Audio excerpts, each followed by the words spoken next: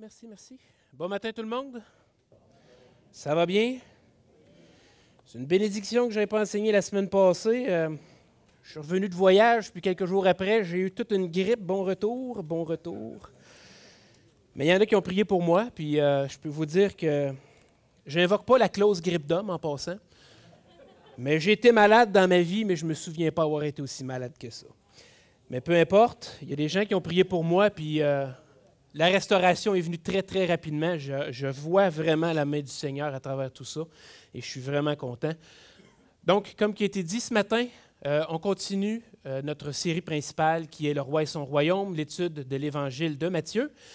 Et il y a 2 semaines, c'est avec Denis, on a vu le début du chapitre 16, où les pharisiens, les sadducéens, puis les scribes et tous ces gens-là demandaient encore une fois un signe venant du ciel. Parce que ce que Jésus avait fait n'était pas suffisant, il en fallait plus. Mais Jésus a encore, pour la 2e fois, répondu que le seul signe qui va vous être donné, c'est celui de Jonas. Il n'a pas fait de signe. De toute façon, à quoi bon donner un signe supplémentaire à une génération qui n'aurait pas vu, qui n'aurait pas reconnu qui est Jésus? Et c'est ce qu'on voit ce matin. Oui, le message, je l'ai titré « Confession de Pierre », mais j'aurais pu aussi le titrer « L'identité de Jésus ». Parce que c'est ce qu'on voit ce matin dans la suite de notre texte, au chapitre 16, au verset 13, aller jusqu'au verset 20. On lit « Jésus étant arrivé dans le territoire de Césarée de Philippe, demanda à ses disciples, « Qui dit-on que je suis, moi, le Fils de l'homme? » Ils répondirent, « Les uns disent que tu es Jean-Baptiste, les autres Élie, les autres Jérémie ou l'un des prophètes. » « Et vous, leur dit-il, qui dites-vous que je suis? » Et Simon-Pierre lui répondit, « Tu es le Christ, le Fils du Dieu vivant. » Et Jésus, reprenant la parole, lui dit, « Tu es heureux, Simon, fils de Jonas, car ce ne sont pas la chair et le sang qui t'ont révélé cela, mais c'est mon Père qui est dans les cieux.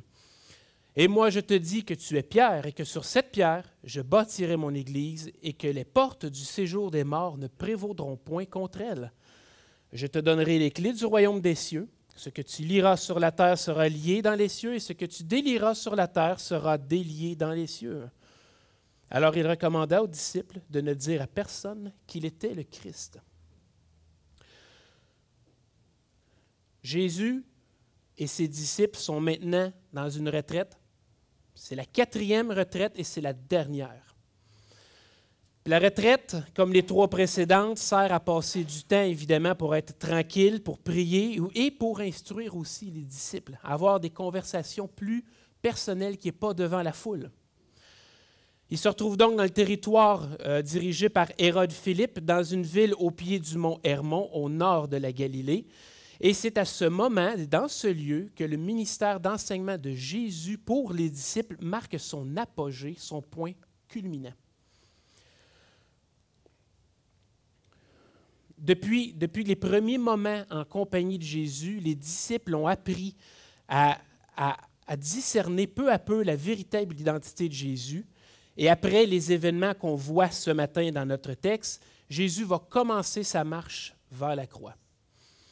Donc, on pourrait presque comparer les événements du passage de ce matin comme un examen final pour les disciples. Et puisque eux autres vont donner la bonne réponse, Jésus va ensuite passer aux choses sérieuses, la raison pour laquelle il est réellement venu parmi nous.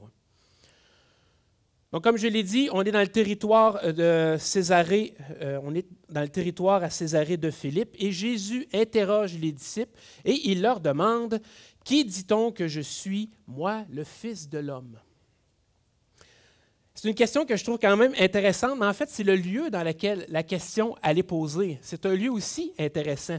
La ville de Césarée de Philippe, c'est une ville qui est en bordure du territoire israélite.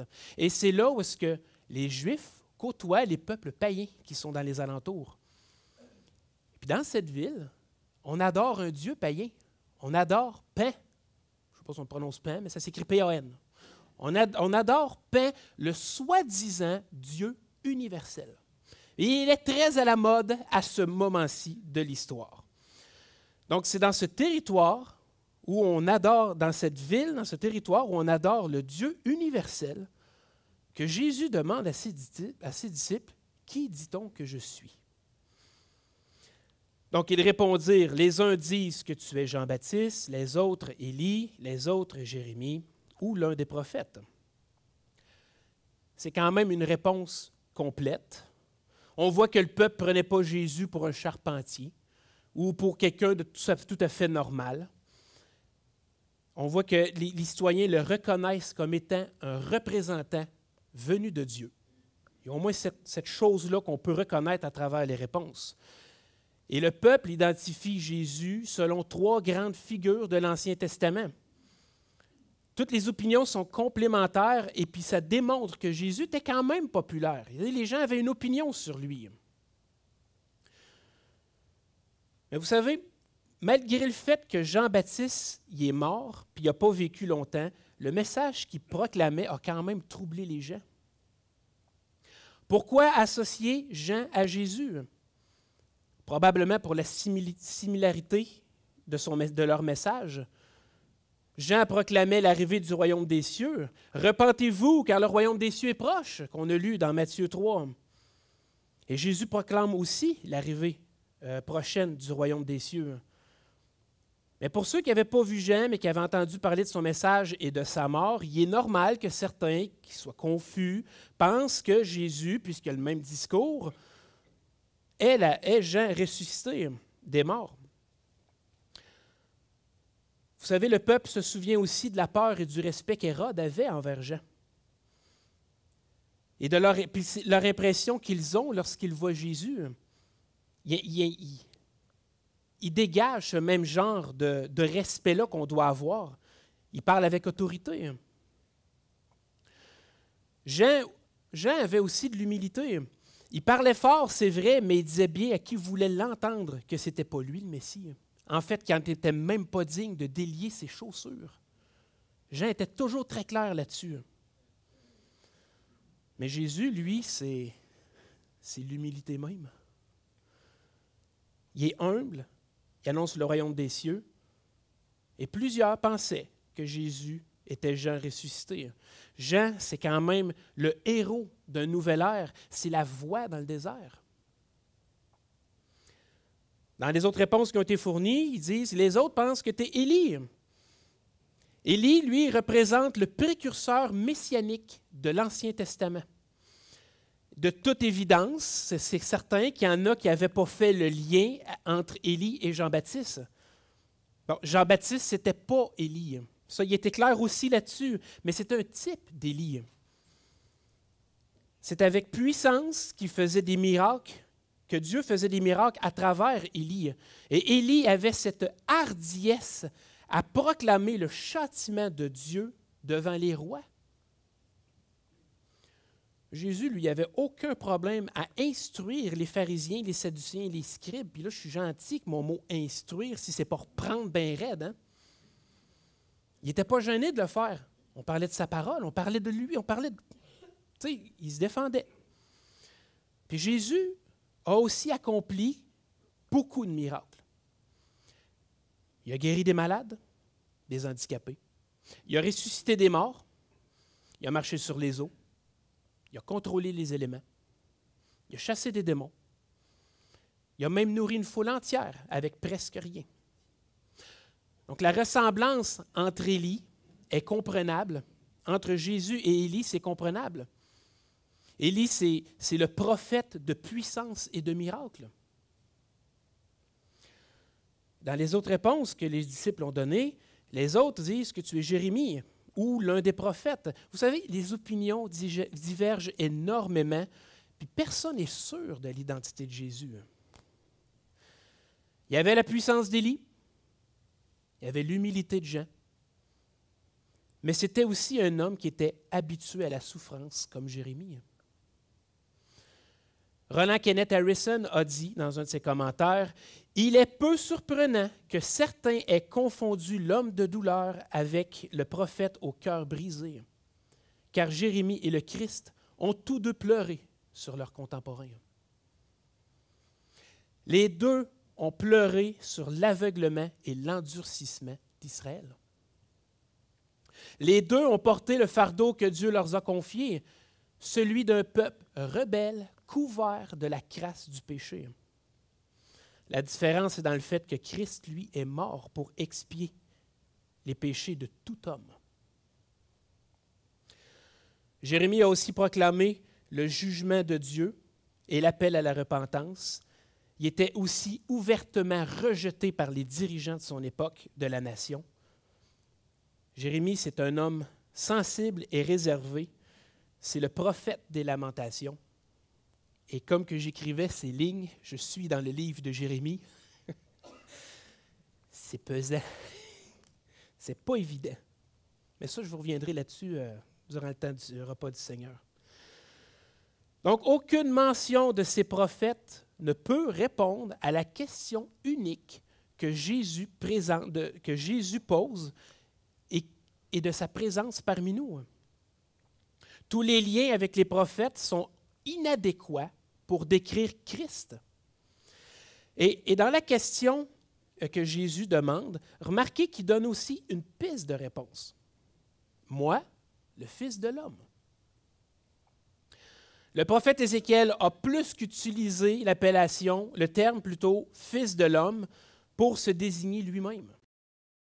On voit aussi l'utilisation de l'expression « Fils de l'homme » dans Job, dans les psaumes, les proverbes, dans l'Ecclésiaste, dans Ésaïe, mais la majorité du temps, dans presque tous les cas, c'est utilisé pour désigner la descendance de l'homme, les générations en général, le genre humain, bref.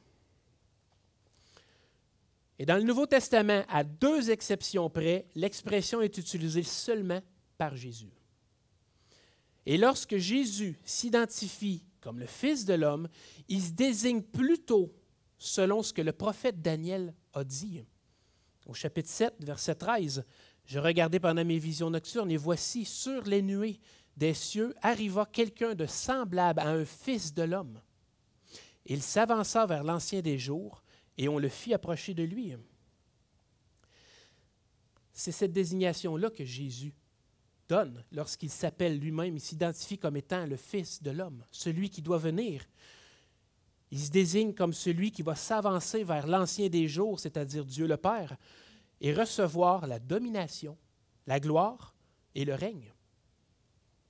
Et vous savez, lorsque Jésus dit dans les passages précédents qu'on a vus, le Fils de l'homme n'a pas d'endroit où reposer sa tête, c'est de lui qu'il parle.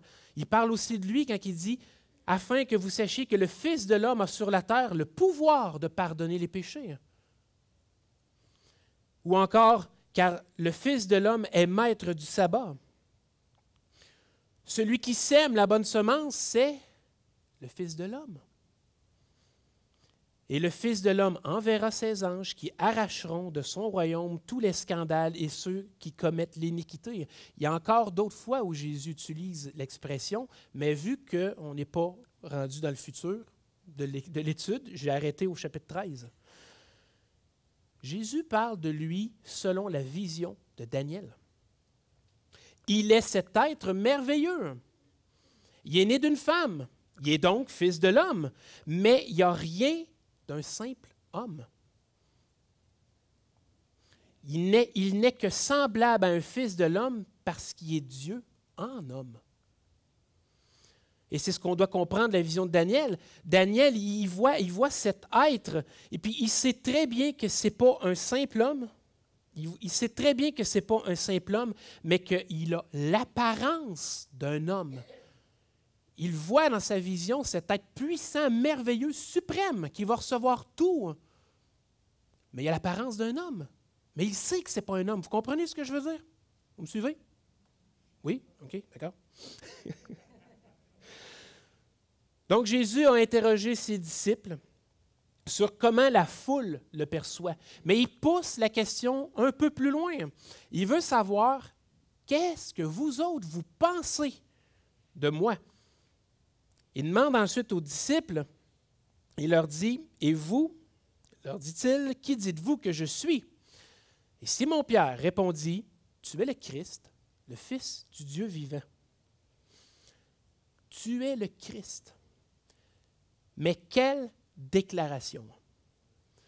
Le Christ, le Messie, le sauveur du peuple d'Israël, le sauveur du peuple qu'Israël attend depuis tellement longtemps. Il est annoncé depuis des centaines d'années, il est prophétisé depuis des milliers d'années. Et c'est lui. C'est Jésus, Fils de Dieu. Jésus s'identifiait comme le Fils de l'homme, mais maintenant c'est clairement dit. Fils de Dieu. Mais voyez que Simon-Pierre a bien pris le temps aussi de dire Fils du Dieu vivant.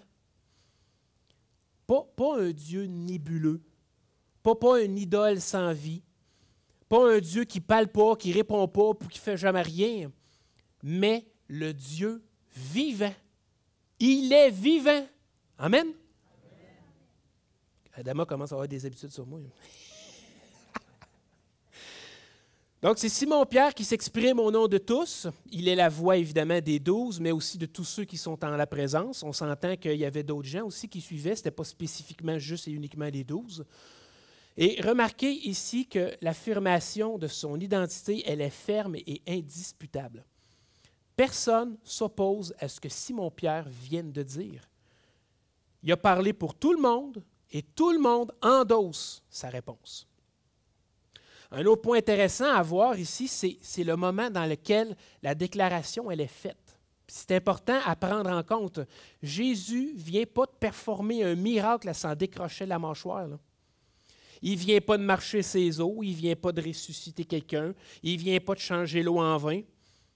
Ils sont juste assis dans un lieu, à l'écart, et ils discutent tranquillement de l'identité de Jésus.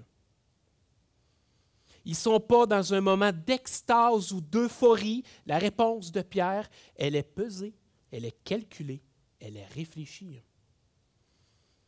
Il y a beaucoup de valeur, il y a beaucoup plus de valeur à mettre dans une déclaration qui est calmement faite que dans une déclaration suivant un signe ou un miracle absolument prodigieux. Ce n'est pas avec stupéfaction que Simon a parlé. « Ah, tu es le Christ, le Fils du Dieu! » Non, non, c'est « tu es le Christ, le Fils du Dieu vivant. » Et Jésus reprend la parole et il lui dit, « Tu es heureux, Simon, fils de Jonas, car ce ne sont pas la chair et le sang qui t'ont révélé cela, mais c'est mon Père qui est dans les cieux. » Il y a une emphase ici qui est mise sur l'origine de Simon.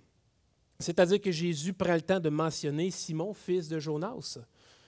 Ça sert à mettre l'emphase sur les origines entièrement humaines de Simon, sa descendance, sa lignée. Puis après ça, il dit, parce que ce n'est pas la chair et le sang qui t'ont révélé cela, mais c'est mon Père qui est dans les cieux. Donc, ce n'est pas du fait que tu sois descendant de quiconque qui fait en sorte que tu sais ces choses-là. Cette connaissance de la divinité de Jésus ne peut venir des hommes, si ce n'est que Dieu leur a révélé qui est exactement Jésus. Parce que si ça n'avait pas été le cas, si Dieu n'avait pas révélé à Pierre et aux autres qui est Jésus, il y aurait probablement sûrement eu eux autres aussi une longue conversation sur qui est Jésus. Il faut comprendre que de déclarer que Jésus est le Christ, ce n'est pas une simple petite affirmation. Dans l'Ancien Testament, les passages en lien avec la venue du Messie, si on les met tous ensemble, nous dépeignent clairement un être entièrement Dieu et entièrement homme. On ne peut pas donner ce titre-là de même à la légère. Oui, Jésus a fait des miracles, mais la plupart des miracles ont déjà été accomplis par des prophètes dans le passé. Oui, Jésus parle du royaume des cieux puis fait l'appel à la repentance, mais les prophètes dans le passé aussi l'ont fait, ça. Fait que de déclarer unanimement que Jésus est le Christ, le Fils du Dieu vivant, ne peut se faire sans la révélation du Père.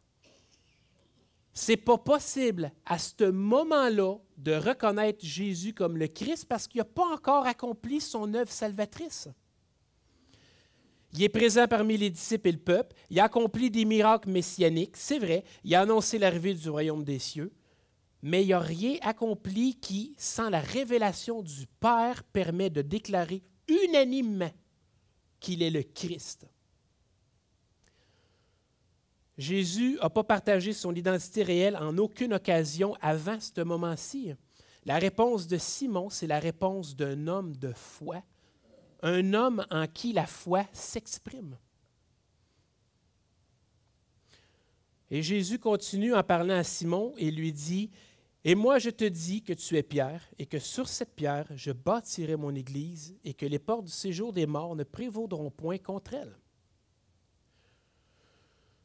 Vous savez, c'est la première fois qu'on entend, qu'on voit le mot « Église ». Et le mot « Église » signifie littéralement « appelé au dehors » et désigne généralement un groupe de personnes. Mais avant de vous parler de l'Église, on va parler d'abord de la déclaration que Jésus a faite à Pierre. « Voici, Simon-Pierre acquiert un nouveau nom, le troisième en ligne. » Il s'appelait Simon, Simon-Pierre par après, et là, il est Pierre. En confessant sa foi, Simon-Pierre est devenu un homme affermi. Il sait maintenant qui est vraiment Jésus et il l'a confessé de sa bouche. Si vous observez les évangiles, il y a quelque chose à ressortir des appellations de Simon. Simon-Pierre, Pierre. Il y a un lien, c'est vague, là, je le sais que j'avais lu quelque chose là-dessus, mais lorsqu'il parle à Simon, il parle à l'homme de chair. Lorsqu'il parle à Simon-Pierre, il parle à un croyant, puis lorsqu'il parle de Pierre, il parle de l'homme affermi en Dieu. Et cette confession que Pierre a faite, pour en revenir dans le sujet, excusez, c'est du solide. Parce que c'est avec des hommes et des femmes qui auront cette même confession que Christ va constituer son Église. Aucun rôle de primauté, aucune puissance extraordinaire ont été conférés à Pierre quand Jésus a dit « Tu es Pierre et sur cette pierre, je vais bâtir mon Église ». Jésus ne vient pas de faire de Pierre le centre de la chrétienté, il ne vient pas non plus de créer le premier pape de l'histoire. C'est pas ça. Le fondement de la foi, c'est ce que Pierre a dit, c'est de croire que Jésus est le Christ et qu'il est le Fils du Dieu vivant. Jésus, il est la pierre angulaire. Il est la pierre d'angle qui est indispensable pour construire sa foi, mais aussi pour construire sa vie. En confessant la divinité de Jésus, Pierre se retrouve à être, comme toutes les autres, une pierre qui constitue l'Église universelle. Et toute cette assemblée de personnes appelées au dehors du monde pour constituer son peuple, son épouse. Et c'est d'ailleurs avec cette pensée-là que Pierre s'exprime dans sa première lettre et qu'il dit « Et vous-même, comme des pierres vivantes, édifiez-vous pour former une maison spirituelle, un saint sacerdoce, afin d'offrir des victimes spirituelles agréables à Dieu par Jésus-Christ. » Jésus nous dit qu'il va bâtir son Église. La construction n'a pas encore débuté parce que les fondements n'ont pas encore été mis en place. Comme je l'ai dit plus tôt, Jésus n'a pas encore accompli l'œuvre de salut. La construction de l'Église va débuter officiellement le jour de la Pentecôte, que vous pouvez lire dans les Actes au chapitre 2. Mais le fondement, le roc sur lequel l'Église est construite, c'est Jésus. C'est Dieu. Et Jésus ici parle à des Juifs. Et dans l'Ancien Testament, lorsqu'on parle d'un roc ou d'un rocher, c'est toujours en désignant le Dieu qui vit éternellement. L'Église de Jésus va être construite et sa fondation va être sur le roc. Le fondement de la foi, c'est que Jésus a pris notre place pour recevoir la colère de Dieu pour nos péchés. Et puisqu'il est le Christ, le Fils du Dieu vivant, il est ressuscité. Et en croyant ces choses, on a la vie éternelle. Et cette Église, comme le passage nous le dit ici, les portes du séjour des morts ne prévaudront point contre elle. N'est-ce pas que c'est une bonne nouvelle? Ni l'enfer, ni la mort, ni la destruction ne peuvent éliminer l'Église. Et c'est ce qu'on doit comprendre de la mention du séjour des morts. Ça évoque les temps de feu, ça évoque les temps de feu ou même les actions de Satan pour essayer de la détruire, la faire périr. William MacDonald, dans un de ses commentaires, dit « Cette affirmation peut donner lieu à deux interprétations. Selon la première, les portes du séjour des morts sont décrites comme échouant constamment dans leur tentative perfide contre l'Église. L'Église triomphera de toutes les attaques contre elle. Et selon la seconde interprétation, l'Église assaille les portes du séjour des morts qui ne peuvent résister. Puis dans les deux cas, mais le séjour des morts va être vaincu à la fois par la transformation des croyants vivants et par la résurrection de ceux qui sont morts en Christ. Lorsqu'on va être ressuscité, ça va prouver que la mort n'aura pas eu de prise sur l'Église. Donc cette Église, elle est constituée de pierres vivantes, de croyants qui proclament que Jésus est le Christ, le Fils du Dieu vivant, et elle a pour fondement la foi en Jésus-Christ. Jésus continue en disant, « Je te donnerai les clés du royaume des cieux. Ce que tu lieras sur la terre sera lié dans les cieux. Ce que tu délieras sur la terre sera délié dans les cieux. » Je pense que d'une certaine façon, tout le monde ici est habitué est familier plutôt, je devrais dire, pas habitué, avec la signification des clés. Vous savez, si quelqu'un arrive en avant de vous, puis derrière lui, il y a une maison de rêve, puis il vous donne les clés, le message est clair.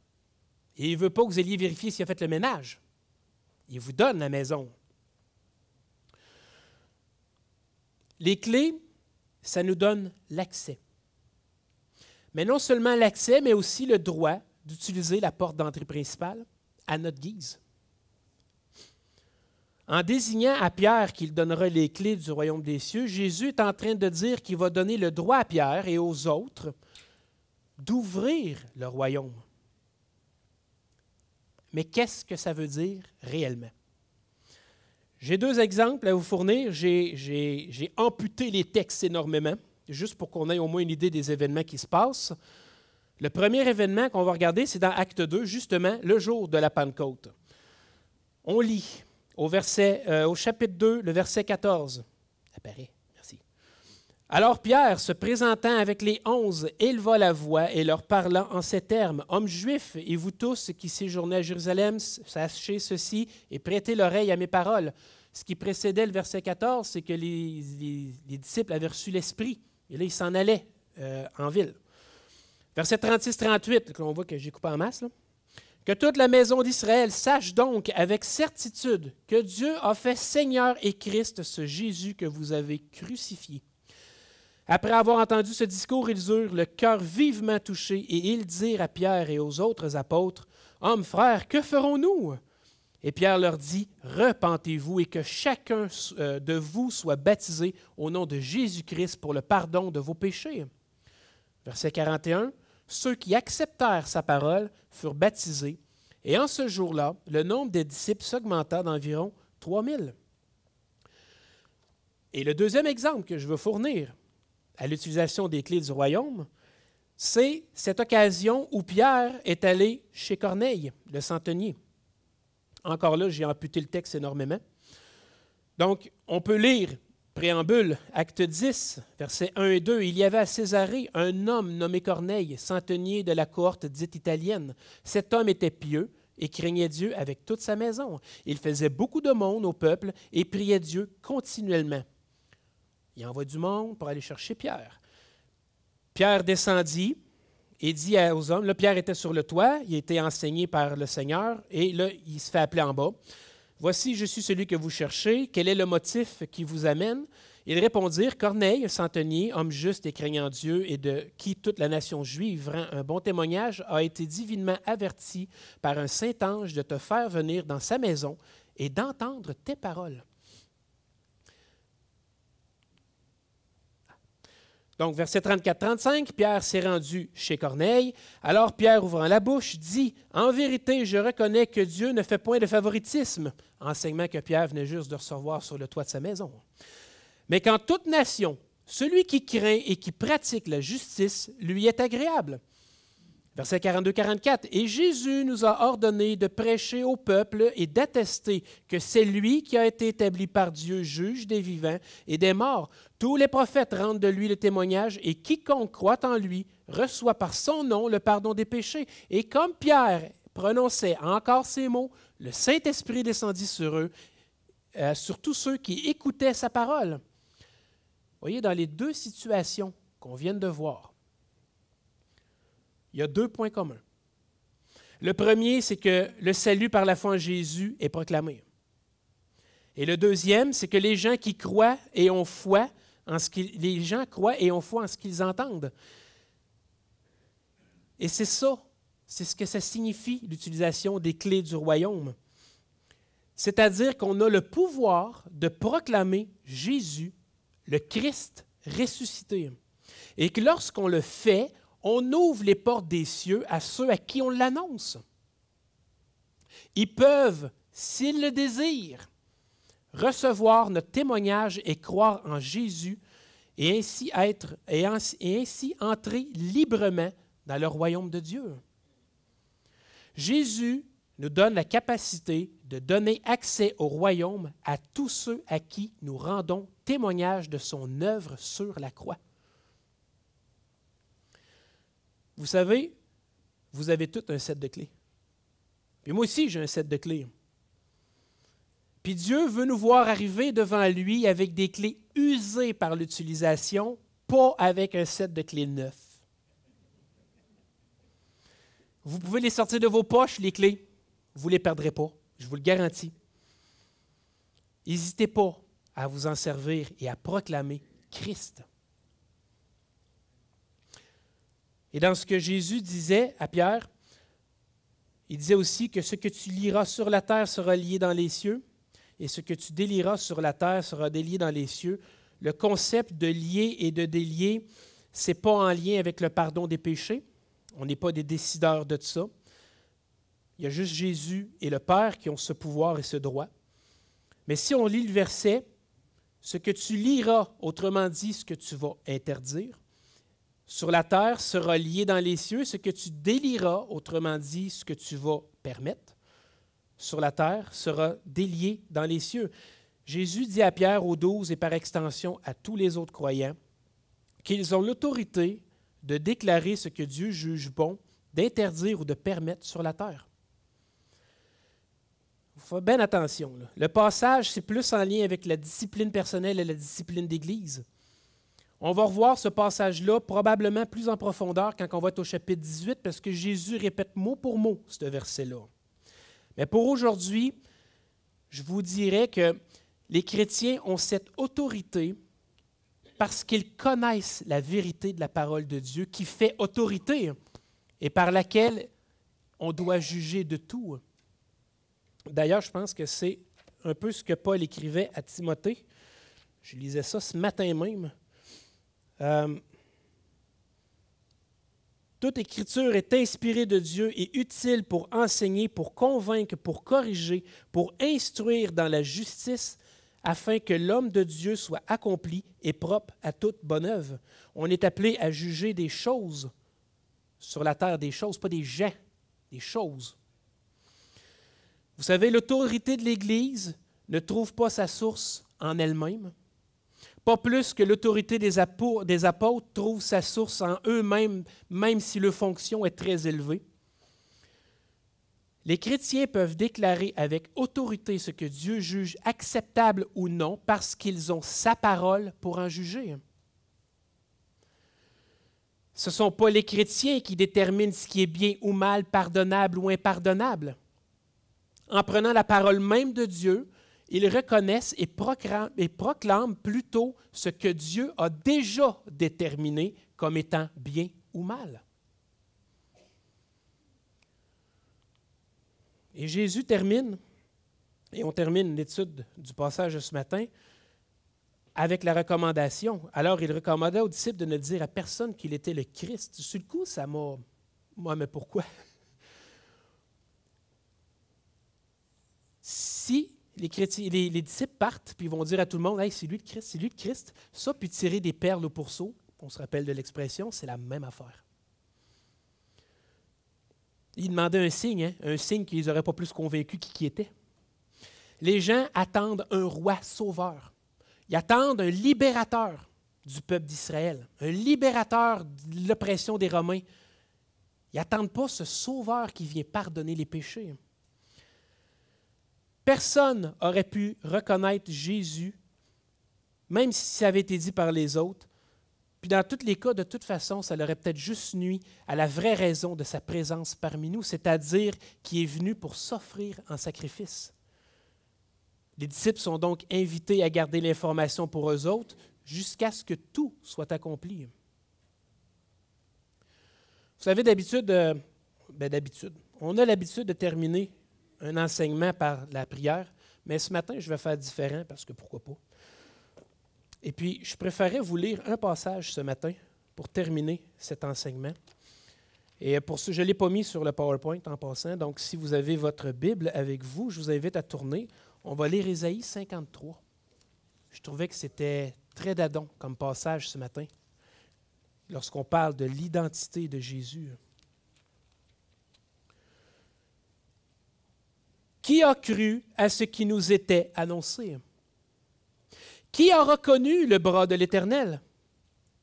Il s'est élevé devant lui comme une faible plante, comme un rejeton qui sort d'une terre desséchée. Il n'avait ni beauté, ni éclat pour attirer nos regards, et son aspect n'avait rien pour nous plaire. Méprisé et abandonné des hommes, homme de douleur et habitué à la souffrance, semblable à celui dont on détourne le visage, nous l'avons dédaigné, nous n'avons fait de lui aucun cas. Cependant, ce sont de nos souffrances qu'il s'est porté, ce sont nos souffrances qu'il a portées. C'est de nos douleurs qu'il s'est chargé, et nous l'avons considéré comme puni, frappé de Dieu et humilié.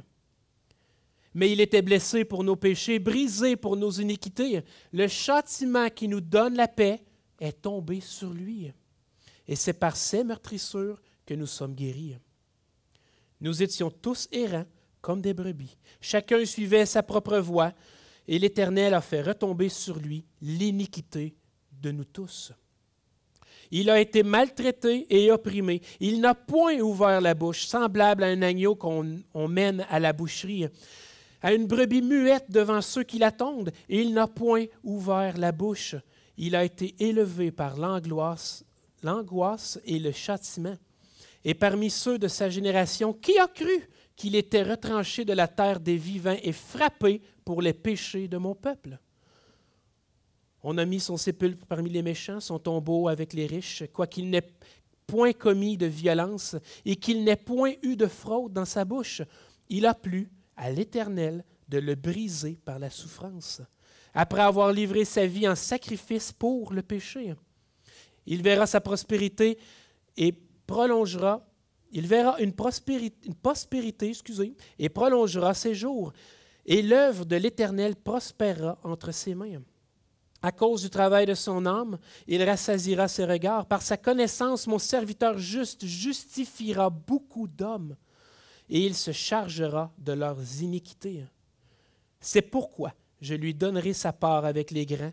Il partagera le butin avec les puissants, parce qu'il s'est livré lui-même à la mort et qu'il a été mis au nombre des malfaiteurs, parce qu'il a porté les péchés de beaucoup d'hommes et qu'il a intercédé pour les coupables. Dieu bénisse sa parole.